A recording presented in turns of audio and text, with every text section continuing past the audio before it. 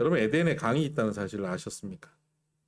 비손교회 교인이 몰랐다 그러면 그거 지금 큰일입니다. 비손교회가 바로 에덴의 첫 번째 강, 비손강에서 이름을 따온 것입니다. 비손이라고 하는 이름의 뜻은 가득 차서 터져서 흘러넘치다 하는 그런 뜻입니다. 그래서 에덴 동산에 하나님께서 샘이 터져서 흘러넘쳐서 그곳에서 첫 번째 강이 비손, 그리고 두 번째 기혼, 히데겔, 유브라데 이렇게 네 강이 흘러나게 하셨습니다. 이상하죠.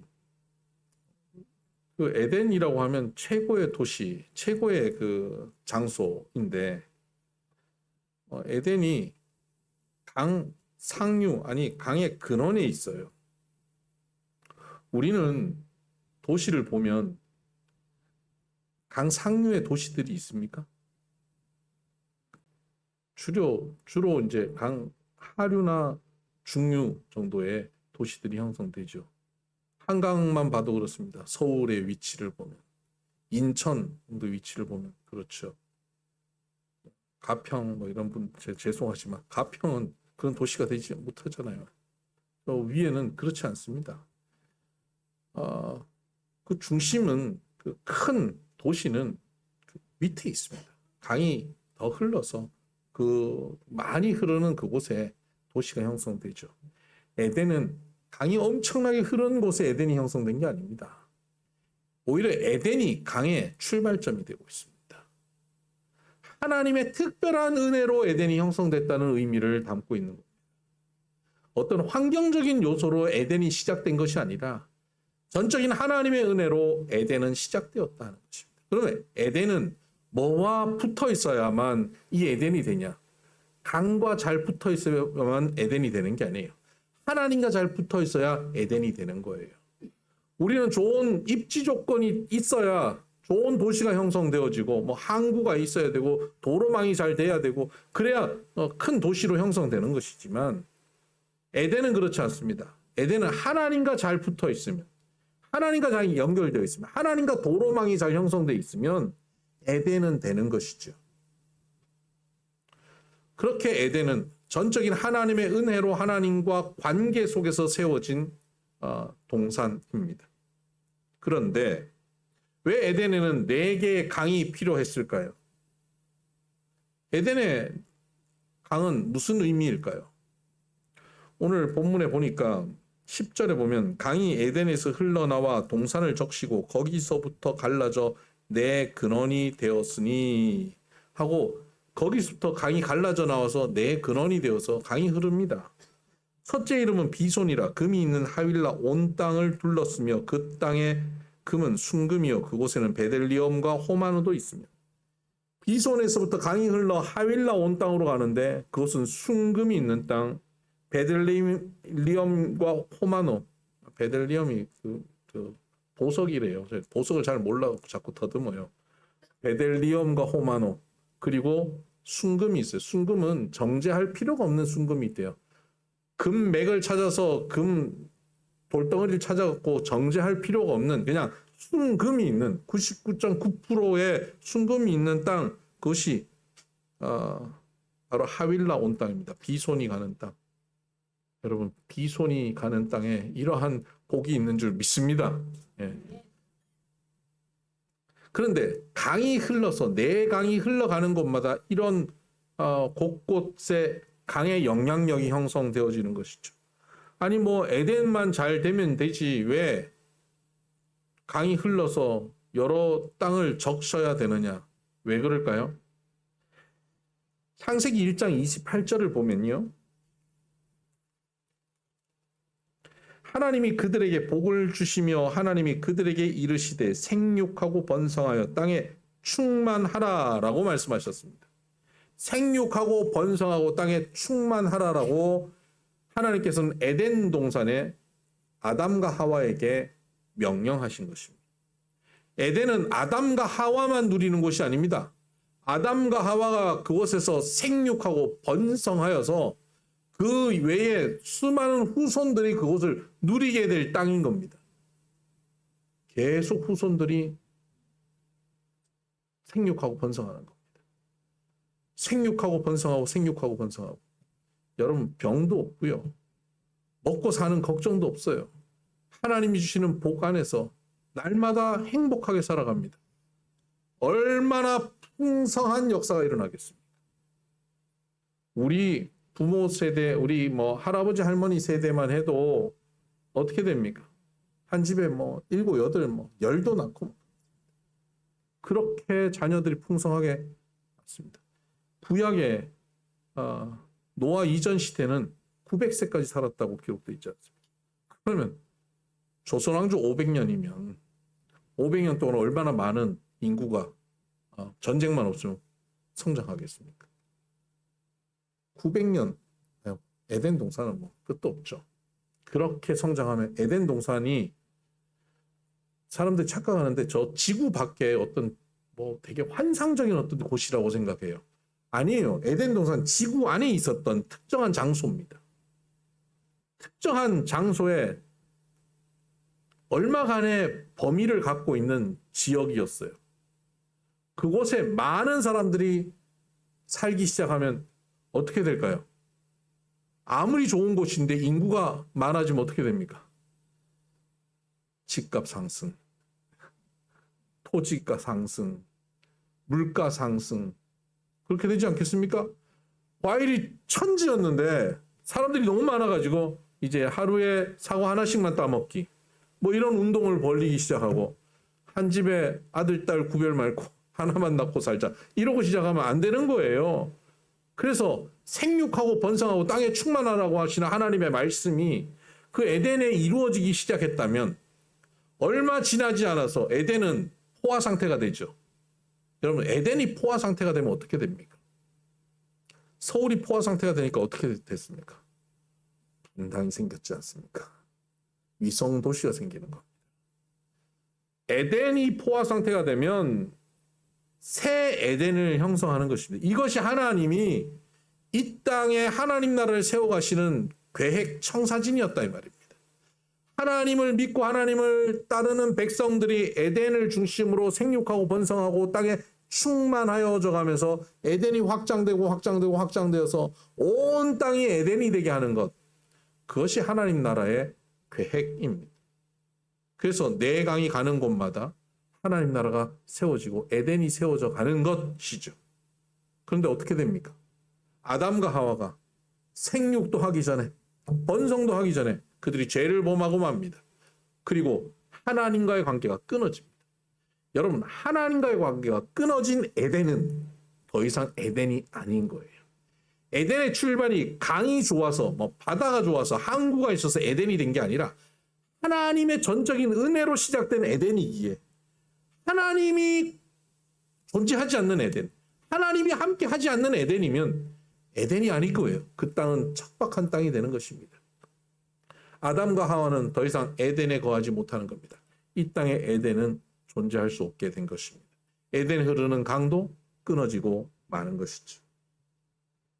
그렇게 하나님 나라의 계획, 에덴 건설 계획은 실패하는 듯 보입니다. 그러나 하나님께서는 포기하지 않으십니다. 하나님의 에덴의 계획은 계속 지속됩니다. 죄를 지어서 하나님과 분리돼서 떠나버린 우리들, 하나님께서는 찾아오십니다. 그리고 우리를 만나주시고 우리와 함께 거하시기 시작합니다. 이스라엘 백성들을 찾으셨고 그들과 함께 거하시겠다고, 내가 너희 가운데 거하겠다, 거기서 너희를 만나겠다라고 말씀하시면서 하나님이 거하실 집을 짓게 하십니다. 그것을 성막이라고 부르죠. 성막, 나중엔 그 성전이 되는데요. 그 성전을 중심으로 하나님의 백성들이 하나님과 함께 살기 시작합니다. 그러니 하나님의 백성들이 하나님과 함께 살면 그곳이 뭐가 되죠? 에덴이 되죠. 그래서 우리 지난주에 말씀을 나누면서 두려워 말라 두려워하라 라는 말씀 기억나십니까? 여호와만을 경외했더니 하나님께서 그들이 짓지 않은 성에 거하고 그들이 채우지 않은 아름다운 물건이 있는 집을 차지할 것이고 파지 않은 우물을 얻게 될 것이다 라고 말씀하셨잖아요. 젖과 꿀이 흐르는 땅을 그들에게 주신다 그랬거든요. 하나님이 그들과 함께 하시니까 광야에 있든 가나안 땅에 들어가든 어디를 가든 그들은 하나님과 함께 풍성한 삶, 아름다운 삶, 복된 삶을 살게 되더라는 거예요. 하나님과 함께 살면 그곳이 하나님의 나라 에덴이 된다 하는 그런 말씀입니다. 그래서 가나안 땅에 가서 그곳에서 성전에서 성전 중심으로 하나님을 섬기며 하나님께 예배해서 하나님이 함께 하시는 에덴을 누리고 살게 되는 것이죠. 에덴에는 강이 있어야 됩니다. 하나님은 그 에덴을 통해서 너희만 그 에덴을 잘 누려라가 아니라 생육하고 번성하고 땅에 충만해라. 이 에덴이 점점 확장되기를 원하셨던 것이죠. 이스라엘은 그 에덴을 누리면서 이제 우리 에덴을 누렸으니까 이 에덴을 우리 잘 지키자. 우리 자손 대대로 이 에덴을 잘 우리끼리 누리도록 시스템을 만들자. 그렇게 하기를 원하시지 않으셨어요. 하나님은 너희가 제사장 나라가 되어서, 제사장이라고 하는 것은 뭐냐면 신과 인간의 중재자예요. 신의 복을 이 인간들이 받도록 중재해서 많은 사람들이 신의 복을 받게 만드는 게 제사장 아닙니까? 이스라엘은 제사장 나라가 된다는 거예요. 이스라엘을 통해서 주변의 국가들이 하나님을 만나고 하나님과 함께 더불어 사는 에덴으로 주변 나라가 만들어지기를 하나님께서 이스라엘에게 명령하신 겁니다. 그럼 이스라엘은 가나안 땅 가서 젖과 꿀이 흐르는 땅에서 많은 복을 받으면서 거기서 자기들끼리 야, 복 받았다, 즐겁게 살자가 아니라 이 복을 우리 주변에 어떻게 나눌까를 고민해야 되는 것이죠. 그렇게 복이 나누어지고 전하여져서 그들이 하나님을 믿게 되는 것, 이것이 제사장의 역할이고 이것이 강이 흐르는 역할입니다. 이스라엘에 비손강이 있다고 하면 이스라엘 백성이 그 하나님의 복을 다른 이웃에게 증거하는 것이 비손강이 되는 것이죠. 마치 솔로몬 시대에 저 이디오피아의 여왕이 솔로몬을 찾아옵니다. 그리고 소문으로만 들었는데 소문보다 더 놀랍다라고 깨닫고 솔로몬이 섬기는 여호와 하나님의 신앙을 이디오피아 여왕이 받아들이고 돌아가죠. 그 신앙의 모습이 지금까지 연결되었어요. 이디오피아는 지금도 기독교인들이 굉장히 많습니다. 이스라엘이 복음으로 하나님의 복으로 가득하여서 강이 흐르면 그렇게 이디오피아에게 복이 흐르게 했던 것처럼 이집트에도 복이 흐르게 하고 시리아에도 복이 흐르게 하고 바벨론에도 복이 흐르게 해야 했는데 그들이 그걸 못한 겁니다. 이 복을 어떻게 하든지 지킬까? 이 복을 어떻게 우리가 우리 손에 붙잡고 이걸 자녀들에게 잘 전달할 것인가? 그것만 고민하다가 보니까 세상의 방법을 찾기 시작한 겁니다.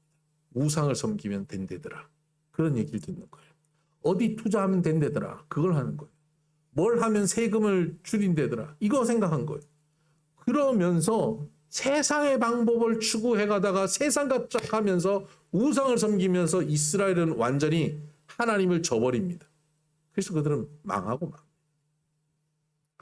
하나님의 새 에덴의 건설 계획이 또 실패한 듯하죠. 그러나 하나님은 거기서 포기하지 않으십니다. 하나님께서는 반드시 에덴을 회복한다라고 약속하십니다. 성전을 통해서 에덴을 회복하려면 하나님이 계셔야 되니까요. 하나님 계시는 성전이 있어야 되거든요. 그러니까 에덴의 중심은 하나님의 임재, 즉 성전이 중심인 거예요. 성전이 있어야 되는데 그 성전을 세우는 일을 하나님이 하셔요. 그 성전이 빌딩으로 그 이후에 솔로몬 이후에 또 성전이 세워지고 또 다시 또 헤롯 시대에 또 성전이 세워지지만 그 빌딩이 성전이 아니라고 예수님이 말씀하십니다. 저 성전 얼마나 놀랍습니까? 화려합니다. 대단합니다라고 제자들이 말할 때 예수님이 뭐라고 말씀하시냐면 야, 저 성전을 헐어라. 내가 사흘 후에 다시 세우리라. 성전을 사흘 만에 다시 짓는데요. 성전을 어떻게 사흘 만에 짓습니까? 바로 예수님이 죽으시고 사흘 만에 부활하신 부활의 몸이신 예수님 당신을 말씀하신 것입니다. 성전은 예수님이라는 겁니다. 여기 앞에 모델하우스 있잖아요. 모델하우스 있죠. 여러분 모델하우스 가면 안에 뭐 계약하고 이제 아파트가 지금 이런 집에 삽니다라고 화려하게 아름답게 해놨잖아요. 딱 계약하게끔 꾸며놨잖아요. 와, 좋다. 좋아도 거기 사람 살 데가 안 돼요. 그냥 모델 하우스예요. 진짜 집이 지어져서 들어가야 그게 진짜 아파트죠. 구약에 세워진 성전들, 그것은 마치 모델 하우스와 같아요. 근데 진짜 성전은 예수 그리스도잖아요. 예수 그리스도가 이 땅에 오셔서 죽으시고 부활하셔서 예수님의 몸이 성전이 되신 거예요. 성전의 기능, 가장 중요한 기능이 뭐냐면 하나님이 우리와 함께 하시게 되는 길이에요. 처음 에덴일 수 있었던 건 강이 있어서 바다가 있어서가 아니라 상류에 있지만 하나님의 은혜로 에덴이 되었다 그랬잖아요. 그것처럼 우리가 어디에 있든지 하나님이 계시면 우리는 에덴을 누리는 거예요. 하나님이 우리 가운데 어떻게 계시냐면 성전을 통하여 우리에게 임재하십니다. 다른 곳에 임재하지 않고 성전에 임재하세요. 거룩하신 하나님이기 때문에 죄 많은 곳에 임재하실 수 없어요. 거룩한 공간에 임재하십니다. 성전에. 그런데 예수님이 성전이시대요. 그런데 예수님이 성전이시대요. 갑자기 충격적인 일이 벌어져요. 예수님이 부활하시고 내가 성전인데 갑자기 승천해버리셔요. 하늘로 가버리셨단 말이에요. 그리고는 너희에게 성령을 주시겠다라고 말씀하셨어요. 그리고 제자들에게 베이신 문도에게 성령이 임합니다. 그리고 그 성령을 받은 사람들이 형성한 공동체가 교회가 됩니다. 근데 교회라고 하는 이 공동체를 성경은 뭐라고 정의하냐면 교회의 머리는 예수님이고 예수님의 몸이 된 교회라고 정의합니다. 즉 교회는 예수님의 몸이죠. 예수님이 뭐라 그랬습니까? 모델 하우스가 아니라 참 성전이라고 말했죠. 그러니까 교회는 성전인 거예요.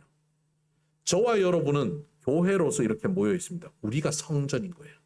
그래서 성경에 우리에게 이렇게 말씀하십니다. 너희가 성전인 것과 성령이 너희 가운데 거하시는 것을 알지 못하느냐? 여러분, 저와 여러분이 바로 성전인 것을 믿으시길 바랍니다. 예수님이 성전인데 저와 여러분이 성전이란 말이에요. 교회가 성전이에요. 그러니까 우리가 있는 이곳이 에덴이 세워지는 곳이라는 겁니다. 여러분, 예수 믿는 우리들이 모이는 교회가 바로 에덴이 시작되는 지점입니다. 믿으십니까? 세상에서 온갖 노력을 다하고 애를 쓰고 돈을 벌고 뭐 이것 하면 이번에 저 집으로 이사만 가면 이번에 이 사업만 성공하면 행복할 거라고 생각하지만 그게 행복을 주지 않는 거예요. 교회 공동체를 통해서 하나님을 만나는 이 만남 속에 있을 때 우리의 형편이 아직 풀리지 않고 아직 어려울지라도 그곳이 에덴이 세워지는 하나님 나라가 세워지는 곳이 되는 겁니다.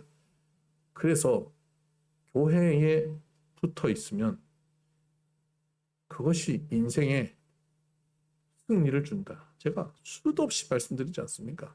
바울과 바나바가 초대교회 교인들에게 신앙생활을 어떻게 해야 되느냐고 묻는 그들에게 한결같이 했던 것 딱 한 가지. 성경 많이 읽어라. 기도 열심히 해라가 아니라 붙어 있어라. 교회에 붙어 있어라. 신앙 공동체에 붙어 있어라. 여러분 신앙 공동체에 붙어 있는 것이요. 에덴을 누리는 핵심이에요. 뭐 교회 다니는 거 보면 어렵지도 않는데 어렵습니다. 오늘 교회 왔는데요. 이름도 잘 모르는 저 여자가 갑자기 나한테 막 옷이 왜 그런 색깔을 입고 왔어요? 이런다든가.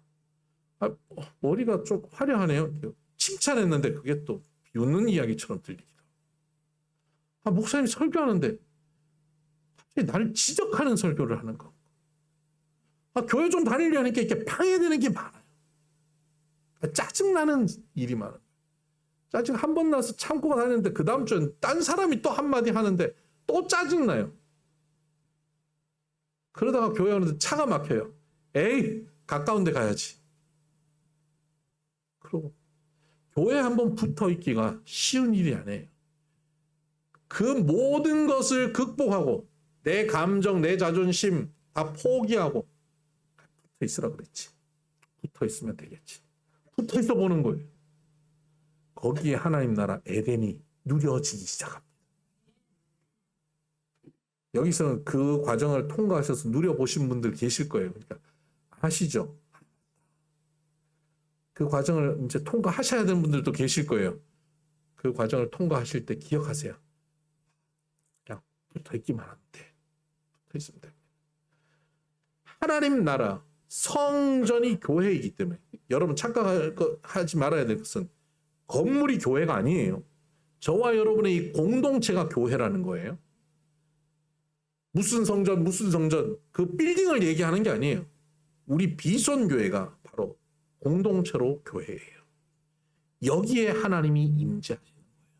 우리가 함께 찬양할 때, 예배할 때, 우리가 함께 밥을 먹을 때, 차를 마실 때 그 자리에 성전이 돼서 하나님이 임재하시고 그 하나님이 임재하시면 그곳이 에덴이 형성되기 시작해요. 걱정도 없고 근심도 없고 문제도 없고 해결되고 회복되고 응답받는 바로 그 에덴이 우리에게 주어진다는 사실을 여러분 믿으시기를 바랍니다. 그런데 그러면 우리 비손교회가 에덴이 형성되고 있다면 에덴에는 뭐가 있다고요? 강이 있다. 우리에도 강이 있죠. 특히 우리는 비손교회니까 반드시 강이 있어야 되지 않겠습니까? 첫 번째 강, 우리가 흘러가는 강이 있어야죠. 그 강이 뭐냐 하는 겁니다. 요한복음 7장을 한번 찾아보실까요? 신약성경 156쪽입니다. 요한복음 7장 37절에서 38절.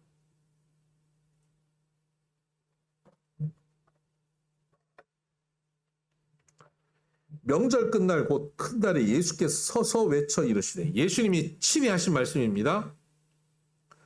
누구든지 목마르거든 내게로 와서 마시라. 나를 믿는 자는 성경의 이름과 같이 그 배에서 뭐가 나와요? 생수의 강이 흘러나오리라. 아멘. 여기 강이 나오네요. 누구든지 목말라서 내게 오면 나를 믿는 자는 그 배에서 생수의 강이 나옵니다. 예수님을 믿는 사람들의 모임이 뭡니까? 교회입니다. 이들이 모인 교회 공동체, 모인 우리들 가운데서 생수의 강이 흘러나오게 되어 있네요. 생수의 강이 흐른대요. 생수의 강이 흐르는 것, 그것은 나만 복을 누리고 사는 것입니까? 아니요. 그것은 흘러 넘치는 것입니다. 여러분, 강이 막 물이 가득한데요. 아, 이거 남들 주면 안 돼요. 그거 여기 가둬놓고 여기서 우리끼리 복을 누려야지 하고, 샘은 계속 흐르는데 물을 계속 모으면 어떻게 될까요? 홍수 납니다. 다 잠겨요. 에덴이 잠겨버립니다. 흘러 넘쳐야 돼요. 초대교회가 예수님 부활 승천하시고 난 다음에 성도들이 예수님 믿고 얼마나 은혜가 넘쳤는지 몰라요. 서로 자기가 가진 것 가지고 나서 서로 나누고 가난한 자가 없었다 그랬어요. 먹고 사는 문제가 다 해결돼 버렸어요. 그게 초대교회예요. 초대교회 기적이 일어나고요. 온갖 회복들이 일어나고, 예수님 죽였던 무리들인 제사장 그룹이 예수님을 믿는다고 찾아오고 이렇게 됐어요. 얼마나 놀라운 일이 초대교회에 벌어졌는지 몰라요. 예루살렘 안에 있는 초대교회. 그 교회가 성전이 됐으니까 그렇죠. 에덴이 형성됐죠. 그런데 초대교회 예루살렘 교회가 그 은혜를 어떻게 해야 됩니까? 강이 흘러 넘쳐가야 되잖아요. 그래서 예수님 그들에게 명령하셨거든요.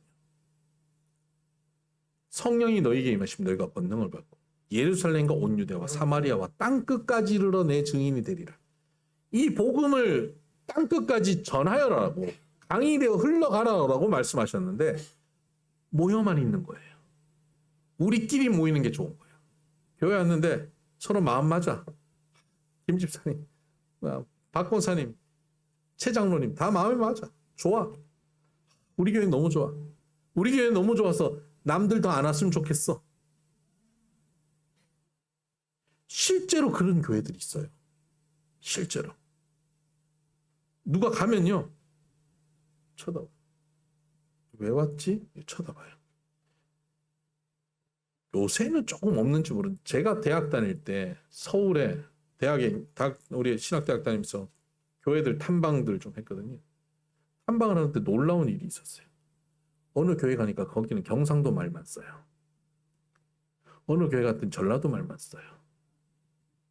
여기는 호남교회, 여기는 영남교회. 그런 교회들이 있어요. 미국 가니까 더해요. 흑인 교회, 백인 교회, 멕시칸 교회, 한인 교회. 딱 나눠져 있어요. 뭐 언어적인 한계가 있지만 흑인과 백인은 언어적인 한계 없잖아요. 근데 나눠져 있어요.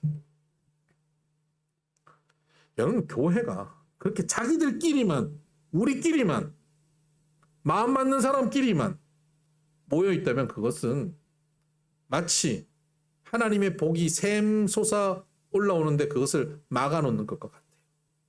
흘려보내야죠.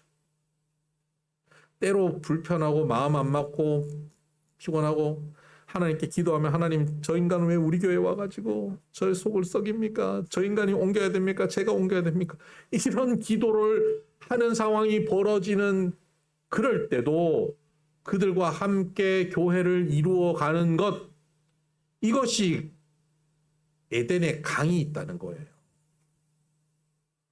근데 예루살렘 교회는 자기들끼리 좋았어요.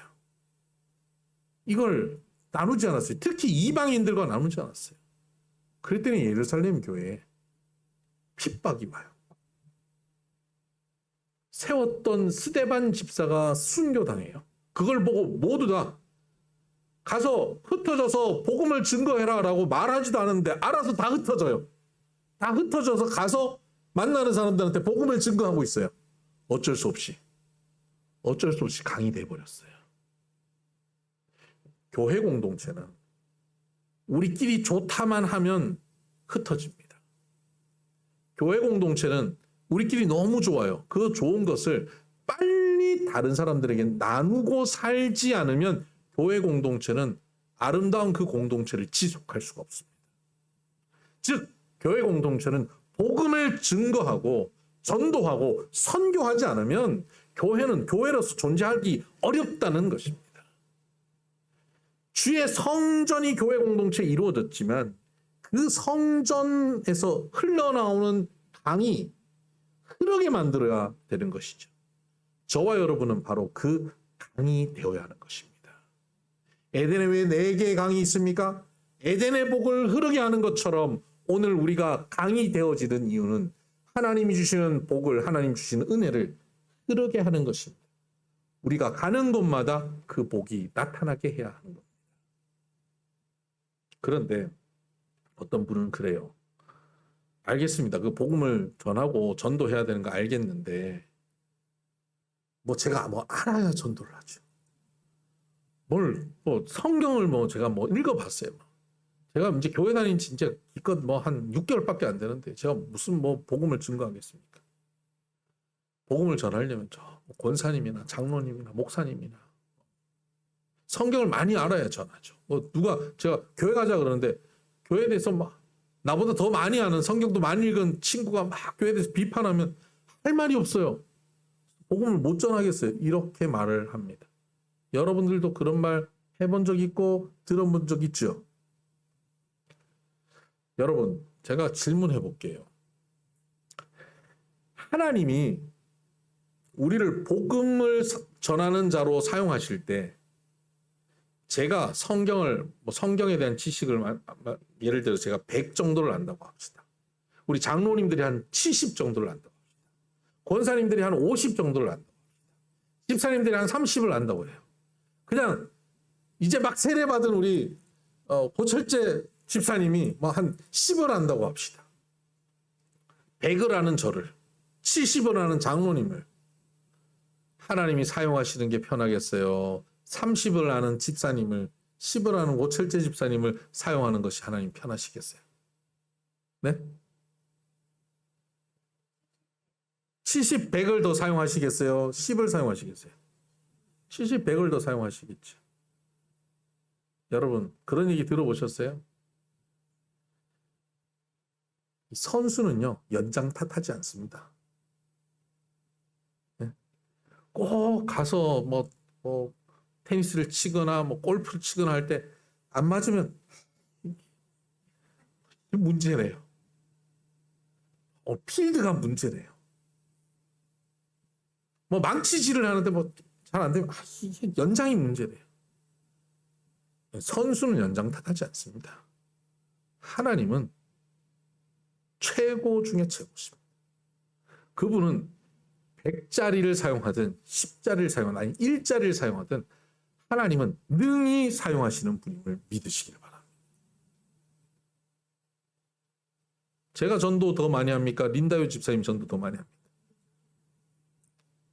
능히 사용하신다는 사실을 믿으시길 바랍니다. 하나님은 우리가 얼마나 더 많이 아느냐, 더 지식이 있느냐 이거 상관없어요. 내가 하나님께 쓰임 받겠습니다 할 때 사용하시는 거예요. 맞습니까? 내가 하나님 앞에 강이 되겠습니다. 나를 강으로 사용하세요. 라고 하면 내가 가는 곳에 복음의 역사가 일어나기 시작합니다. 할렐루야. 그러니까 이번 주부터 한 주간 살아갈 때 복음 전파의 사명, 그것은 특별한 누군가에게 주어져 있는 것이 아니라 나에게 주어져 있는 사명인 줄 알고 내가 가서 증거하고 사는 것입니다. 아는 게 없는데요. 아는 게 없으면요. 딱 한 가지만 하세요. 주일날 뭐해? 뭐 특별한 건데 주일날 엄청나게 맛있는 밥이 있는데 한번 먹으러 가볼래? 11시까지 와. 밥 전에 잠깐 모였다가 엄청 맛있는 밥이. 그게 전도예요? 전도예요. 하세요. 그걸 하면 돼요. 그것 하면 하나님께서 거기에 역사하시기 시작합니다. 그렇게 따라왔는데 귀가 열리고 눈이 열리고 예수 믿기 시작합니다. 하나님을 만나기 시작합니다. 에덴이 형성됩니다. 여러분 생수의 강이 흐르게 되면 어떤 놀라운 일이 벌어지냐면요. 에스겔서 47장을 한번 보면 구약성경 1227쪽입니다. 뭐 여러 가지 말이 많지만 그중에 딱 3가지만 정리해서 얘기하면 이렇습니다. 7장 8절 47장 8절 에스겔서 47장 8절 그가 내게 이르되 이 물이 동쪽으로 향하여 흘러 아라바로 내려가서 바다에 이르리니 이 물이 뭐냐면 성전에서 흘러나오는 물 생수의 강을 얘기하는 거거든요. 우리가 이 강이 되어서 그러면 강이 흘러서 바다에 이르리니 흘러내리는 물로 그 바다에 물이 되살아 나리라. 할렐루야. 여러분 강이 들어가는데 바다가 살아납니까? 바닷물이 얼마나 많은데 강물의 영향을 받습니까? 근데 여러분 그 큰 바닷물이 강의 영향을 받게 하는 것 그것이 생수의 강입니다. 여러분 이 세상에 나보다 영향력 있고 힘 있고 능력 있는 사람들 가득한데 거기 가갖고 내가 입을 열어서 한마디 하는 것 예수 믿으세요. 우리 교회 같이 가실래요? 한마디 하는 게 무슨 효과가 있냐? 이 한마디가 바다를 살려내요. 여러분 우리가 나가서 강이 되어서 복음을 증거하면 여러분 강은 바다를 살리게 되는 겁니다. 아무 강이나 바다 살리지 않아요. 생수의 강이 바다를 살립니다. 저와 여러분은 성전에서 흐르는 생수의 강, 비손강입니다. 그래서 우리는 가는 곳마다 우리 때문에 바다가 살 것이에요. 불가능해 보이는 그 일들이 가능하게 바뀌어진다는 것입니다. 여러분 바다가 사는 겁니다. 두 번째는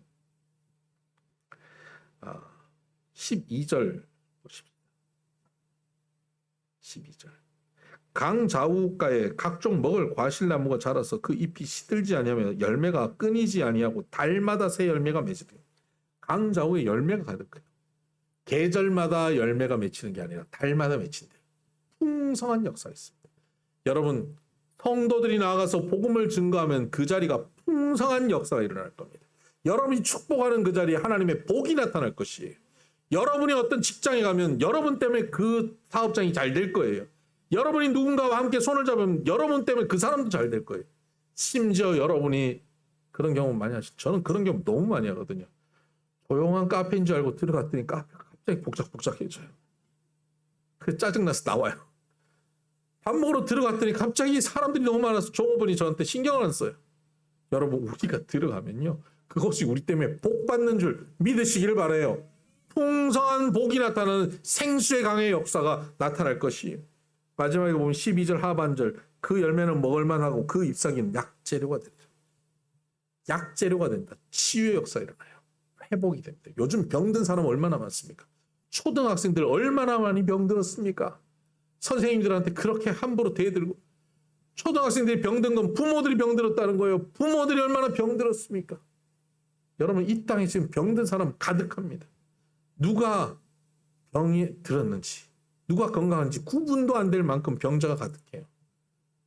여러분, 이 땅에 모두 병자인데 이 땅을 치유할 수 있는 것, 생수의 강이 흘러가서 치유합니다.